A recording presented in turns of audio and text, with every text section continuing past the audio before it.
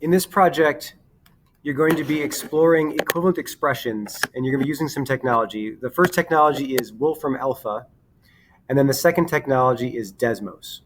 And then you're going to kind of submit it through this document right here. So the first thing, though, before you start thinking about equivalent expressions is just to put into your own words, like, what does it mean for two things to be mathematically equivalent? And if you need help on kind of words to say how to discuss this, the link to our textbook might be useful. All right, next, you're going to use wolframalpha to expand or multiply out at least 3 terms of your choosing. So it's going to look something like this.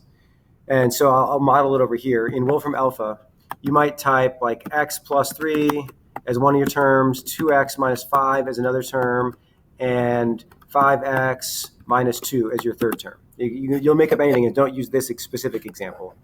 But you go over and you hit equals or run, and it does some computing, and it gives you a graph so you can kind of see what that function might look like. It gives you different forms, and specifically we're going to look at the expanded form. So you're going to write this down in your paper. So you're going to write down the original form that you typed into wolframalpha. You're going to write down the expanded form. And in theory, those two expressions are equivalent. They're going to look very different, but they're going to be equivalent. And so the rest of the project is exploring that. So type both expressions into Desmos. So you go over to Desmos, and you're going to type the one expression. Maybe you'll type in the one that you typed first, which was your different factors. So you're going to type it in, and the graph looks kind of funny. You're welcome to play with the settings over here to get the graph to look better. Like, for example, you might even match wolframalpha's window of negative 300 to 400 for y and negative 4 to 4 for x. Let me model that really quick. X was negative 4 to 4. And on wolframalpha, they went from negative 300 to 400 for y. So this is negative 300 to positive 400. Wolfram did some thinking for you on how to make it look nice. And so there's a decent looking graph. Then you're going to type the other expression, which you might be able to copy and paste from wolframalpha. It depends on the syntax. Nope, it's not letting me copy. So you're going to have to type it.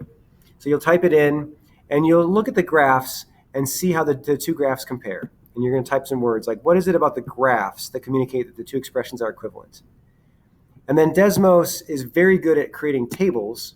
So once you're in Desmos, over here, this gear is like a settings. You can click this, and there's this button that says convert to table.